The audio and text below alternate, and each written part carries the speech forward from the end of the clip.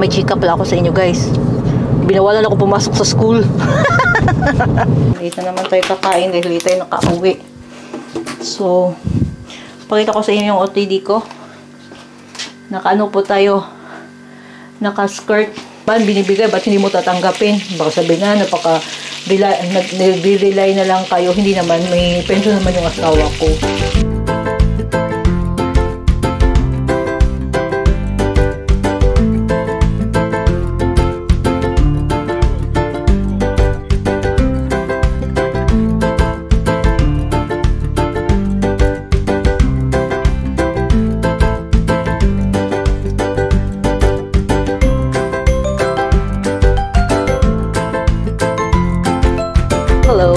Hello. Okay. Kaka-pick up lang natin kay Beatrice. Medyo humid. Kaya sinaw kaya tong agtang. Sinaw kaya ito. We just pick up Beatrice at saka it's so humid and 85% humidity. Diyos ko God. Yung aking paa. Manila. Yeah, it's like Manila. Yung paa ko I'm sweating. My head is sweating. My kili-kili is sweat. So. That's the danger. So Beatrice is there. Hi, baby. You okay? Hey. Oh. Naglalaro. So we are going to drop by to my in-laws dahil tumawag sila sa amin na we're going to pick up our supply of the meat. So kailangan natin say hello to the doggies. Say hello to the doggies there. So yan, pipick upin natin. Tingnan natin. Ganun pa rin naman yun. Manok, baka, at saka oink-oink. Oh. So yun, pipick upin natin sa bahay nila doon. So kasi ano yun eh, magkaibang way kasi yun. So dadaan, pupunta tayo sa kabilang daan. Ang pula ng mukha ko kasi napaka-humid. Ang init. Grabe. Especially here when it's humid. It's humid, it's really humid. Grabe, ang humid. It's warm and humid. Like I said, like in Manila. Maybe Manila is worse than here. Manila is worse than here. The city side. Oh. May chika pala ako sa inyo, guys. Binawalan ako pumasok sa school. Nawala yung bottle ni Beatrice. Hindi ko pala sa inyo nawala. Naiwan ni Beatrice yung ano niya, yung bottle niya sa school. Tapos hindi namin nakita, normally nung unang nawala yon, last time na naiwan ni Beatrice, they allow me to go inside the school. Dahil nga nagreklamo ako about sa seatmate ni Beatrice, siguro akala nila nakita ko yung doon sa tabi ng bottle ni Beatrice is yung pencil case ng seatmate ni Beatrice na yung may problema ba si Beatrice before sa. Tapos yun. So ngayon, kahapon naiwan din ni Beatrice yung someone coming? Stop there. Okay. Naiwan ni Beatrice, Lolo, wait for us before opening the door. Okay, he locked the door. Oh, Lola, go side. Oh, you want to be your bully, will be scratch. And because we are here in the place where the traffic is really a bit. At least they adjust. Wala nang masyadong sasakyan dito. May ginawa din sila kahit papano. So yun. Bali, kahapon, naiwan ni Beatrice. Normally, pag naiwan ni Beatrice yun, sinasama niya ako pag kukunin niya yun. Hindi ako pinayagan pumasok sa loob ng school. I don't know why. So, maybe they have enough reason na baka naman makita ko na naman, irereklamo ko na naman. Meron naman sana akong titingnan doon, pero wag na. Susunod na yun. Para may topic tayo sa ating vlog. So yun, hindi ako pinapasok. So bumalik ako sa sasakyan. Sinabihan ko yung asawa ko, ikaw na pumasok doon dahil ayaw nila akong papasukin. They don't allow me to go inside the school. So yun. Tapos I don't know, but hindi nila ako inallowed at that time. So yung asawa ko, inallowed naman nila. So hindi naman kasi yun kasi syempre, if you are keen observant ba, lahat makikita mo yun. Trabaho natin yun. That's my work, to be detailed, diba? So ganyan, tapos hindi nila ako pinayagan pumasok. Yung asawa ko ang pumunta doon, pinapasok nila, pero hindi pa rin nila nakita kasi nag-close na yata kasi sports kahapon ni Beatrice. So yun, hindi nila wala nakita. Nandun siguro sa room na kung sports. Yun, kaninang umaga kinuha ng asawa ko. Uy. My husband went to pick up the bottle. Nakita naman doon. Marami din. How many bottles left there? So, 3. Also 3 bottles naman. So, nandun, pang 4 days afternoon, someone already left some bottles. So, yun. Nakuha ng asawa ko yung bottles ni Beatrice. Papa, pick up your bottle, Bea. She know. She already know. Because I told her this morning. Maybe Okay. she'll listen to us.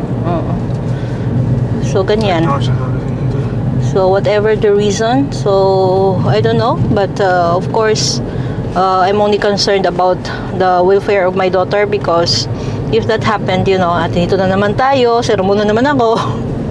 I will tell you there's a lot of kids undergoing psychologist.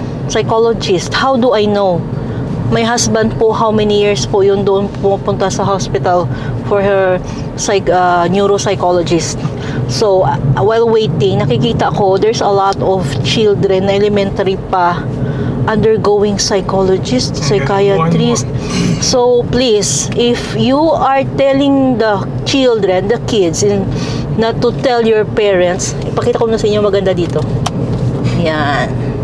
If you're telling the kids not to tell the parents anything, it means you're already helping the feelings of the kids to suppress their feelings, not to tell their parents. So, what will be the effect of that? Someday, that someone is flying. They are suppressing their feelings instead that they are the freedom of the kids to tell their parents. At least they have someone to talk to. Since they are not allowed to tell anything what is happening in school, I hope you are not doing that kasi it might be the reason that the kid will be depressed someday because they are used not to tell, because they are not allowed. Don't tell your parents that what is happening here inside. Something like that ba? I hope it's not like that. Kasi pag someday, my daughter were not sick before of that sickness. She got sick because of something happened also, Fiesta. So, I don't want to blame anyone. But of course, as a parent, we are doing our best to give the best for our children. Pero ang magiging cause lang naman ng sakit ng anak mo dahil they are not allowed to tell how they feel and they are not allowed to tell what is happening, diba? You are suppressing the feelings of a kid. So, yun, magiging reason yun na ma-depressed yung bata.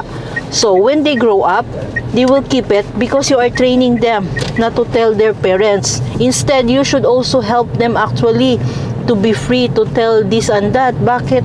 Para what is happening. So, tinatago nila, they are keeping deep inside what is happening na supposedly they have to be open to their parents.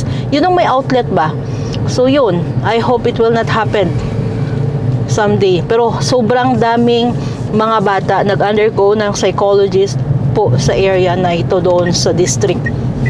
Paano ko nalaman? Yun nga, sabi ko, my husband underwent psychologist. At least he already graduate because he has more psychologists in the house with him 24/7. So he don't need psychologist.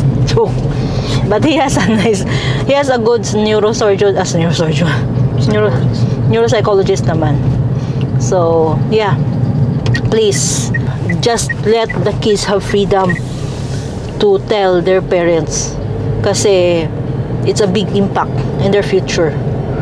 Mentally, psychologically, and of course, if you are not that freedom, yung productive ba? You are not productive, you will only feel, you will isolate yourself. Parang ganun. So, yeah, basta. Don't do that. Kung sino man yan nagsasabi dyan na don't tell your parents what is happening inside this and that, please. Wag.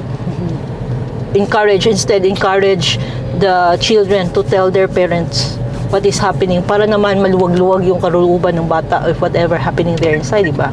So, andito na kami. Kukuha na kami naming supply. Okay. Change your shoes, Beatrice. You're so...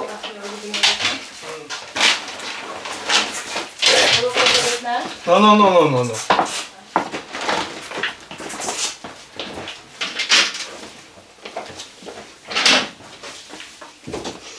We are home na. So, ano na tayo? Yung ano ba? Let me see kung may assignment si Beatrice. Kasi madam. You don't have assignment, Bea? You have assignment, ha? What is your assignment? So, she has assignment. Check ko muna para maano ko yung ano ko. What does it mean, Papa? Fish. Now, fish, OTPC. What does it mean? She don't make the homework. Because we don't only think that this is the one. She don't make the homework. So, this is the one. She should put two. Which one? You know? We don't know which one. She fold it here. Normally, where is the page that you fold is the one that we answer. And so, she has to make it now. Well, she is waiting for me because I still have to cook. Because I will be late. I will be doing a lot of things today.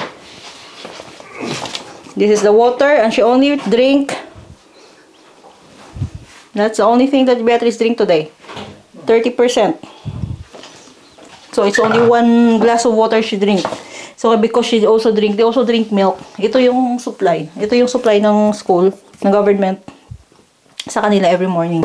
So, magluluto muna ako. I asked them to make the things. So, ito yung meat. Kasi, yung meat, ang meat na, ano, ng parents niya. Kasi sabi ko, nag-harvest. Uy, natanta. Nanguha kami ng strawberry sa garden. So, palagi ko tong fini-freezer para just in case na I like to make smoothies. Meron ako bang smoothies. Healthy pa. Saka, this one, ito yung bigay sa atin this time. Hindi ako masyado humingi ng isda kasi nga may isda. Tapos, ito yung bigay sa atin ng mga meat. Dahil ayoko na ng chicken wings at saka legs. So, ito binigay sa atin. Pork and beef lang for the same. Kasi binibigyan tayo ng chicken breast. Kasi chicken breast na yung kinakain ng mga bata dito nila. Ayaw nilang kumain. Diyos ko, God. So, yun. Kaya ang hirap minsan magluto na hindi naman nila ayaw naman nila. So, ito. I will put this in the freezer na diretso. I-segregate ko muna. Tapos ilagay natin para ma-safe na. So, yeah. Nakalimutan yung lunchbox. So, ang problem kasi kay Beatrice, nakalimutan yung lunchbox last time. What she did, kinain niya yung bread the last day. Ayoko nga kasi kainin niya yun. Baka may molds na ba, na form ba? Baka may bacteria makuha or may molds or whatever na anong tawag doon? Na mapunta ba sa bread ba na luma na. So, yun ang ina-avoid ko. Ayoko siyang, last time kasi kinain niya, yung lunchbox niya, for today, na pinak ko, hindi niya kinain. Kinain niya yung the previous day. Galit na galit din ako. Yes? But, Mama, can I pick up my pencil base? You go. Ganon. Kaya ganon yung nangyari. So, ayoko na maiwan yun kasi kinakain niya yung from previous day. Tapos yung pinadala ko the rest of the day, hindi niya kinakain. At saka, what if may mangyari sa kanya? Dahil nagkaroon ng salmonella yung pagkain. Salmonella pala. Ayoko nang ganon. Tapos magka-molds or whatever. Pinagkakaiwasan ko yun kasi tipid ka ng tipid sa pagkain tapos magkakasakit ka. Wag, Diyos ko, God. So, yan. Hi, life. Buhay ko. So, I will take care of the meat. Yung meat na sinupply sa atin. Konti lang yung kasi ang dami pa namin guys. Ito pa yung last month. Magpiprito muna ako. Well, prito-prito the meat of Beatrice. May minarinate ako ng chicken. So, prituhin ko muna yung chicken. Buhay bata Kaya ganyan, mga bata, kailangan pa talaga ng guidance. Hindi pwede yun na hayaan mo lang, grade 2 pa lang yun. Reminder pa. Pero minsan nakakainis din. Late na naman tayo kakain dahil late tayo nakauwi. So, pakita ko sa inyo yung OTD ko. Naka-ano po tayo. Naka-skirt. Ito talaga, ito yung ginagamit, binibili nila, ang ground beef. Sa talaga to, sa butcher. Yung fresh pa. Tapos pinapag-grind lang namin. Ganun kami ito, bumibili ko ng ground beef. So ito, ground beef. Ito lahat. pork. Yan. So, ito guys, yung supply natin. Ganito yung ginagawa ko dito guys. Yan. Ito yung, ano natin, yung mga beef. Yan. Pero yung chicken, pakita ko sa inyo. Meron pa kasi kami maraming chicken. So, ganyan. Yung chicken kasi natin, we still have here, dito. Ito yung ano natin, yung mga legs. Chicken legs. Ito yung chicken wings. So, tapos, meron pa dito chicken breast. Kasi pag may mga weak, tignan mo, chicken breast. So, maganda pag ginagay mo sa ano na ice cream. Kasi kahit masira yan, hindi ka manghihinayang. So, I still have, this is fish fillet. This is gyoza. This gyoza. This some beef. This is still beef from the last month. And ito lagayan ng ating fish. So, itong fish ang binigay sa akin kasi meron pa ako dito isang fish. So, sabi nyo lang kung gusto ko daw. Sabi ko, wag muna. Hingin lang ako doon pag kailangan ko. Ito yung chicken.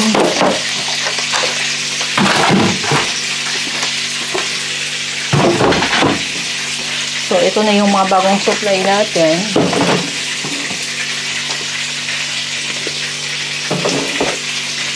Ayan. Pork. This is the beef. Ayan. Tsaka ito. Tsaka this is the chicken.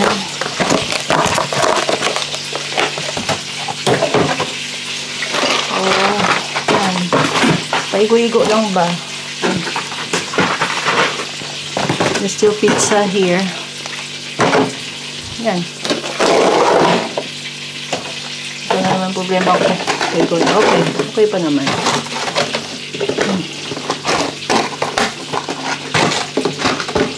Try natin yung kasha.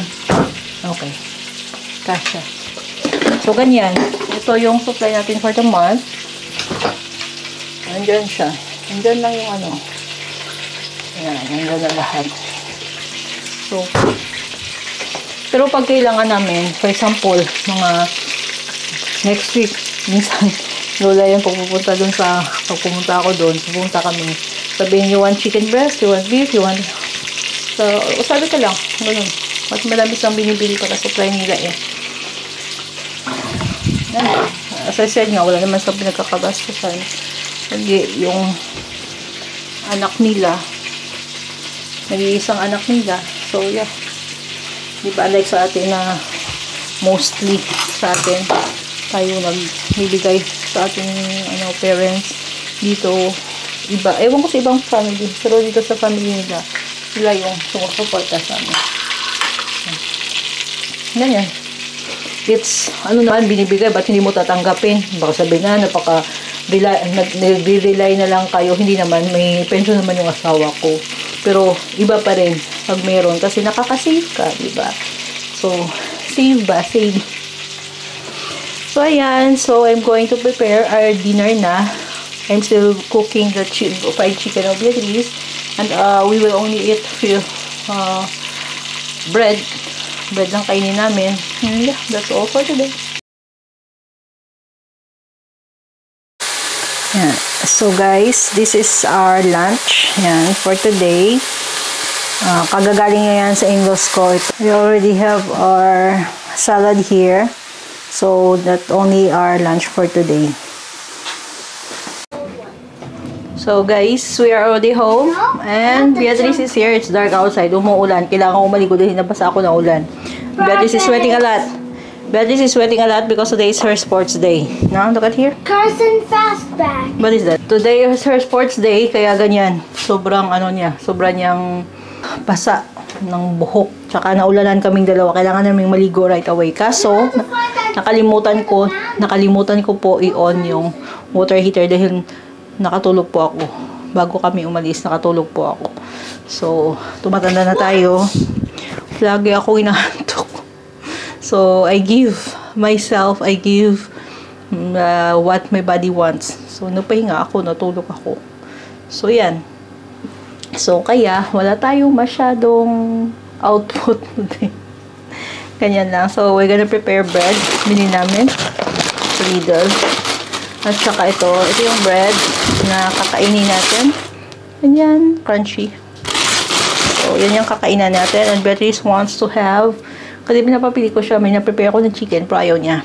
So, she only wanted to have tuna, and rice, and banana. That's all she wants for supper. Kasi kumain naman daw siya ng meat, soup, and banana sa school. You also eat gelatin in school, Bia? Yes. Ah, okay. What gelatin? Strawberry. Strawberry. Actually, marami siyang gelatin dito. That's all for our day today. Dahil medyo nakatulog tayo. Wala ako masyadong nagawa sa buhay ko. So, ganyan lang. So, we are home and we're going to prepare our supper. I will drink tea only. Ganyan. So, Beatrice, thank Mama, you. you want to visit the city? So, you'll say thank you for watching. Look at here. Oh. What are you going to say? Mama, you want this Mom, you want this area to go? Paradise City. Paradise City. USA. Paradise City daw, guys. So, ganyan.